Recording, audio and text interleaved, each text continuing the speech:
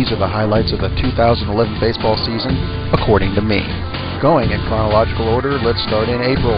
Manny Ramirez retires to avoid a second suspension due to a banned substance. Did they ever tell us what the banned substance is? Well, no. On the 20th, Major League Baseball takes over the Los Angeles Dodgers operations from owner Frank McCourt. McCourt would later sell the team, but not before they have trouble with their payroll in June. On the 28th, Ben Zobrist of Tampa goes 7 for 10 in a doubleheader against Minnesota with 10 RBI. He becomes just the fourth player to collect 10 RBI in a day since it became a statistic in 1920. The others are Jim Bottomley of the 29 Cardinals, Pete Fox of the 35 Tigers, and Nate Colbert of the 72 Padres. In May, on the 3rd, the Twins' Francisco Liriano hurls the first no-hitter of the season over the White Sox. On the 7th, Detroit's Justin Verlander throws his no-hitter against the Blue Jays en route to his Cy Young Award-winning season. And on the 14th, former Diamondbacks prospect Alex Cabrera of the SoftBank Hawks in the Japanese League hit his 350th career home run in just 1,169 games, which is the quickest to that milestone in Japanese history. He was also the quickest to 150, 200, 250, and 300 in his career. But not 100, you say? Yeah, he did miss that milestone by 1 game.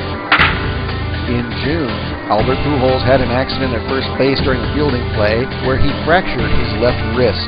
The worst is feared, but he still goes on to have just short of his customary 300 average with 30 homers and 100 RBI. He hit .299 with 37 homers and 99 RBI. Yeah, he's declining. More on him in a minute. And on the 28th, the South Carolina Gamecocks defeated the Florida Gators 5-2 to win their second consecutive College World Series. In July, on the 9th, Yankee shortstop Derek Jeter collected his 3,000th career hit, homering off Rays ace David Price. He's the second player ever to hit a homer for number 3,000. The other was Wade Boggs in '99. And the second to get 5 hits in his 3,000th hit game, joining Craig Biggio in 2007. On the 12th, Prince Fielder hit a 3-run shot in the 4th to win the All-Star game for the National League and home field advantage for the World Series. On the 15th, the Atlanta Braves defeated the Washington Nationals 11-1 for the 10,000th victory of the franchise. That does, of course, include their time in Boston and Milwaukee. And on the 20th, Oakland's Hideki Matsui hit his 168th home run in his Major League career, giving them a collective 500 for the career between the majors and Japan. He's the first player to join the 500 home run club that way. In August, on the 2nd, Yankee Mark Teixeira hits home runs from both sides of the plate for a record 12th time in his Major League career against the White Sox. Speaking of the White Sox, on the 15th, former White Sox Jim Thome hits 2 homers against the Tigers.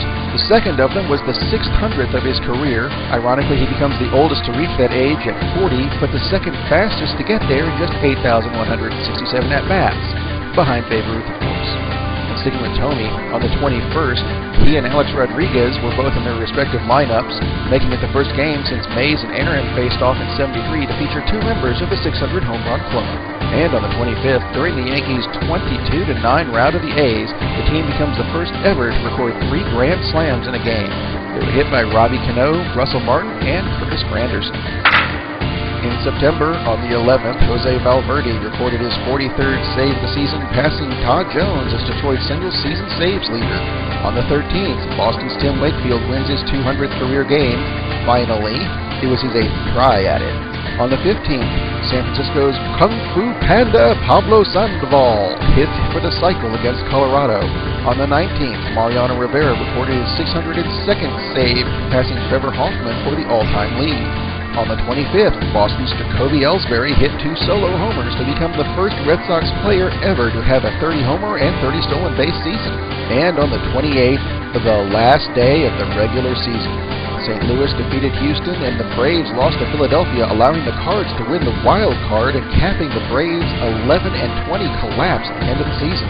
Over in the American League, Tampa rallied from a 7-zip deficit to defeat the Yankees, while Baltimore beat Boston, giving the surprising Rays the American League wild card and sending Boston into chaos after their collapse, eventually firing their manager Terry Francona and losing their GM Theo Epstein to the Cubs amid allegations of drinking during the game by the players. Granted, it was the players who weren't going to play anyway, and I'm sure more will come out about this later. Meanwhile, in October, On the 22nd, Albert Pujols, yeah, it's him again, hit 3 home runs in Game 3 of the World Series en route to the Cardinals winning the whole thing in 7, including a memorable Game 6 in which they rallied in the 9th, 10th, and 11th innings. And on the 31st, happy Halloween, Tony La Russa retired from the Cardinals. On November 11th, the Florida Marlins officially became the Miami Marlins. And December 8th, the surprising Los Angeles Angels of Anaheim finally decide on a city and change their name to... Oh, sorry, that hasn't happened yet. The Angels announced that they've somehow pried Albert Pujols away from St. Louis and frontrunner Miami, and also signed pitcher C.J. Wilson. Are they now the favorite in the American League? I can't say that. Honestly, I can't even say that they're the favorite in the American League West. The offseason is still young, and I'll have to get back to you on the favorites. But if it makes the Angels fans feel better, yeah, you improved your team a lot. And now I'm fairly certain that Chad and Steven have something about...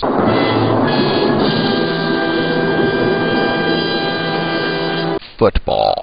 Yes, Rob, it is time to talk football. And Steven, before we get into what's happening now in the NFL and we make some predictions going into the end of 2011, let's turn the clock back. Wasn't it in January, the 2 number 1 seeds in the NFL both lost in the divisional rounds? One of them was your beloved team. Yes, the Atlanta Falcons got beat down by the Super Bowl champ Green Bay Packers, and also your boy Tom Brady and the New England Patriots lost. My boy Tom Brady. Yeah, he's about as much as my boy is. Oh, never mind. The Bills stink now, so we won't talk about that. The NFL, yeah, the Super Bowl was actually pretty good and entertaining Super Bowl. The Green Bay Packers jumped up early on the Pittsburgh Steelers, but they scored a touchdown, and then, 2 plays later, Roethlisberger threw an interception. Green Bay took a 14-0 lead and pretty much held on for a 31-25 victory. Hey, Green Bay's got 4 Super Bowl titles, and they were a depleted, injured team in 2010-2011. They sure were. And weren't they the number 6 seed going into the playoffs?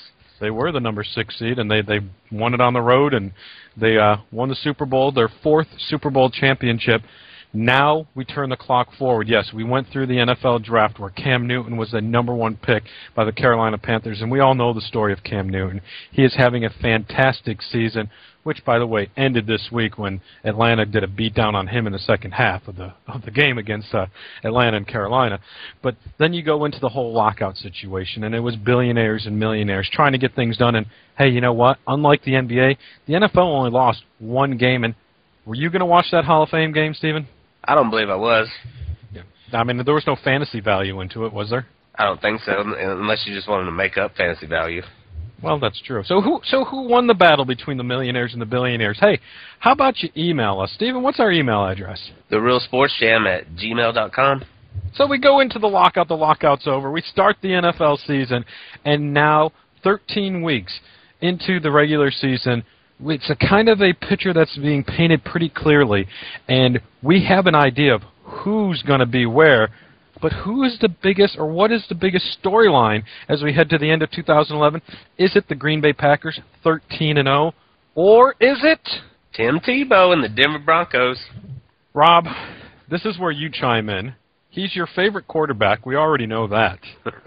Really? Isn't Tim Tebow your favorite quarterback in the NFL? No. Tim Tebow, as you've called him?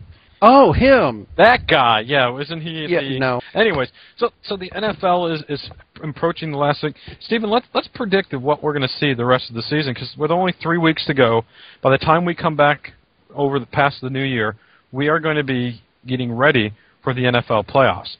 It's obvious that Green Bay is going to be the number 1 seed in the NFC. Are they going to be undefeated, though, as they start the playoffs? Yeah, I think they're going to be undefeated. I don't see anybody that can beat them. I like Green Bay number 1 seed. I think San Francisco is going to be number 2, even though San Francisco, New Orleans at 10-3. I think Atlanta beats New Orleans. Well, yeah, but San Francisco's looking beatable. They're playing against decent teams and they can't win on the road, so they better hope they're the number 2 seed. And you know what? I'll concede that to you. I'll concede that San Francisco's the 2 seed. Is New Orleans the number 3 seed, or are the Atlanta Falcons capable of catching them 3 weeks ago, 2 games behind? No, they're not. I mean, Atlanta, they look good one minute, look bad the next. They'll make the playoffs, but they don't have enough time. You know, New Orleans already beating them at home. Okay, so you got 3 teams, and Atlanta you're going to say is the wild card team, so that's 4. What about the NFC East? Dallas and the Giants. They're going to play each other last week of the season. I bet you that game is another Sunday night football game, and it will be for the division title. I think we're going to get the same results. I think the Giants are your playoff team, not Dallas. I like Dallas. Dallas. Dallas plays Tampa, Philly at home, and then obviously they have to play New York and New York. But Giants have Washington, which they're tough no matter where you play them. Jets, they're pretty hot. And I think Dallas is going to, Rob Ryan needs to come up with something to stop Eli. Well, but I think Dallas will pull it off. You're right. But here's the thing. The Giants can actually afford to lose a game before they play Dallas again. I'm taking the Giants, and we're going to find out. Our first show, we're going to preview the wild card. What about, speaking of wild card, who is the wild card team in the NFC? Is Detroit going to end their slump and get in the playoffs, or does somehow Caleb Haney and Chicago make it, or does the Giants and Dallas, maybe not division winner, sneak into the playoff picture? I have Giants, Detroit, and Chicago all at 9-7. So I say Chicago makes it, but I think any 3 of them can go. But I say Chicago. That's going to be interesting, and I'm going to disagree. I'm going to say Detroit. I picked them at the beginning of the season. What about the AFC? The AFC is very interesting. Division champion. Did I say that right? Division champion. The Houston Texans are already in. You've got New England at 10-3. You've got Baltimore at 10-3. You've got Pittsburgh at 10-3. Those are the 4 teams that are pretty much locked in. Obviously, Houston is locked in. Then you've got 2 wild cards teams. Well, actually, not a wild card team. You actually have division leading Tim Tebow and the Denver Broncos. That's hard to say. That's very painful to say. I mean, they've swept their division, so I think they're going to be an easy. I think Baltimore wins their division. Pittsburgh's a wild card, and I just think the Jets make it in because nobody else is really playing any ball. Wow, can you see it though? I mean, based on what we're looking at right now, if that's all holds true, the first round of the playoffs in the AFC, we could be talking about the Denver Broncos and Tim Tebow hosting the Pittsburgh Steelers in one game, and the New England Patriots hosting the New York Jets in the other game. Tell me the AFC is not the most exciting conference in football. Yeah, for those 6 teams. I think NFC top to bottom is better than the AFC. Yeah, because they don't have the Bills in their conference. Yeah. Hey, we'll go high on the Bills and now low on the Bills. That's just the way I go. So, hey, tell us what you think is going to happen in the NFL this coming 3 weeks and heading into the 2012 year. TheRealSportsJam@gmail.com. Hey, follow us on Twitter. TRSportsJam is our handle.